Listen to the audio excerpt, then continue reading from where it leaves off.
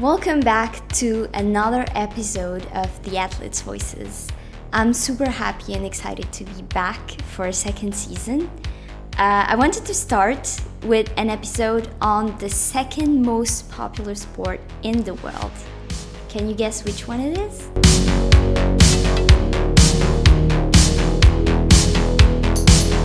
The origins of cricket are not certain, but scholars trace them back to England, specifically in Sussex in the south of the United Kingdom, because the earliest reference to an 11-a-side match dates from 1697 and it was in Sussex.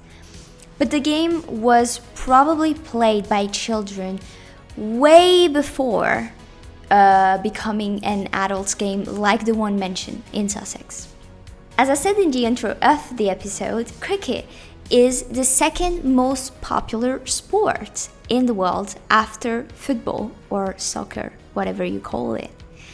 It's especially popular in England, in Asian countries like Pakistan, India, Bangladesh, in the West Indies, in the US, in many African countries such as South Africa or Zimbabwe, and in Australia and New Zealand. So basically in Commonwealth countries. Just like soccer, every country has its own league. The best cricket leagues are probably the Indian Premier League, the Caribbean Premier League, and the Vitality T20 Blast, which is England's league and is also the oldest league. On top of that, there's a few international events like the ICC Cricket World Cup, the ICC Champions Trophy, ICC World 2020, and the Ashes Series, which is the test match between England and Australia, and the World Test Championship, which is a proposed tournament between the top test playing nations. And you're probably wondering what the heck is Test cricket. So Test cricket is the longest format of the sport and is considered the game's most prestigious and traditional form. It is a format of international cricket where two teams compete over a match that can last up to 5 days with 6 hours of play each day. It's crazy. But more on that later.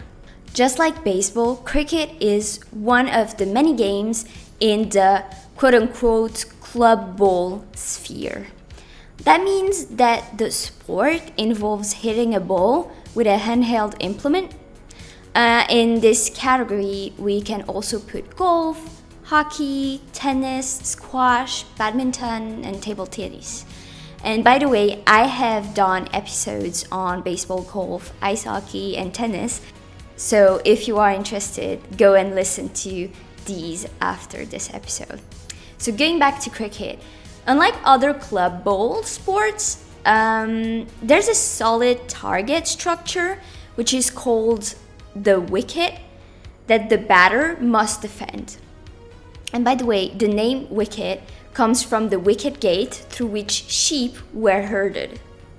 Although cricket was seen as a sport that shows the player's manliness, as with many sports, one might say, this didn't stop women from playing. The first recorded cricket match between women was held in England on the 26th of July, 1745. In 1926, the creation of Women's Cricket Association in England began the process of formalizing the game and organizing international matches. In 1958, the International Women's Cricket Council, or IWCC, was formed to coordinate women's cricket around the world, taking over the English WCA. In women's cricket, the most important events are Women's Cricket World Cup, which by the way was created 2 years before the men's, so that's a first, the ICC World 2020, and the Women's Ashes. Just like for men, women have their own league in various countries, and the best league is probably the Australian one. The good news is that women's cricket is growing, especially in England and Australia, although many barriers still remain. And cricket for women with disabilities is also growing, especially in South Asia. In terms of female athletes, I would like to first mention Enid Bakewell, a former English cricketer. As a right-handed batter and slow left-arm orthodox bowler, on the figures, she has a strong claim to be regarded as the best all-rounder of the English women's game. Along with Lynn Thomas, she set the record of the highest opening run partnership in the history of Women's Cricket World Cup with 246 runs. Charlotte Edwards is another former English cricketer, a current cricket coach and commentator. She played primarily as a right-handed batter and played from 1996 to 2017. She's considered one of the most significant figures in women's cricket. In 1997, the day before her 18th birthday, she scored what remains the highest score for an English player in a women's one-day international, scoring 173 against Ireland. She's also England's second leading run scorer in women's test matches and all-time leading runner in both women's one-day internationals and women's 2020 internationals. Among many awards, she was named the ICC Women's Cricketer of the Year in 2008 and PCA Women's Player of the Year in 2014. And in 2022, she was inducted into the ICC Cricket Hall of Fame. Mithali Raj is a former Indian cricketer who captained the India's women's national cricket team from 2004 to 2022. She is the highest run scorer in women's international cricket and has received several national and international awards. Raj holds numerous records in international cricket. For example, she is the only female cricketer to surpass 7,000 runs in women's one-day international matches. She's also the first player to score 7 consecutive 50s in one-day internationals. During the 2018 Women's 2020 Asia Cup, she became the first player from India to score 2,000 runs in 2020's international. She also became the first female cricketer to reach 2,000 runs in women's 2020 internationals. Another former Indian cricketer who is worth mentioning is Chandi Goswami. She played for the India women's national cricket team from 2002 to 2022 as a right-arm medium-fast bowler and right-handed batter. She is one of the fastest female bowler of all times and considered one of the greatest bowlers to ever play the sport. She played 204 one-day international matches and holds the record for taking the most number of wickets in women's one-day international. Goswami won the ICC Women's Player of the Year award in 2007 and the M.A. Chidambaram Trophy for Best Women's Cricketer in 2011. Helen Perry is an Australian sportswoman who has represented her country in cricket and soccer. Gradually becoming a single-sport professional athlete from 2014 onward, Perry's claimed cricket career has continued to flourish, and she is widely regarded to be one of the greatest women cricketers of all time. A genuine all-rounder, Perry's mastery of both batting and fast bowling disciplines is reflected in several statistical achievements. For example, she holds the record for the highest score by an Australian woman in test matches. And she was the third player to claim 150 wickets in women's one-day internationals.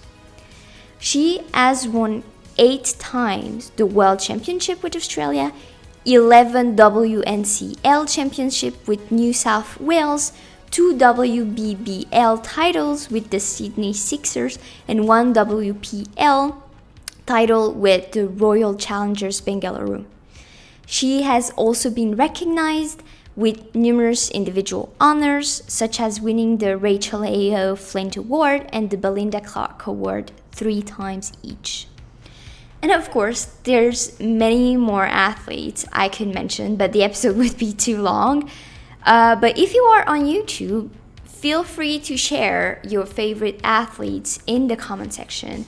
Now, let's dive in the complex rules of cricket. A typical cricket game has 11 players in each team. It is fundamentally very similar to baseball. It is played with a bat and a ball. The center of the field is a rectangular area of 22 meters called a pitch. In cricket, there are only 2 bases called creases on either ends of the pitch.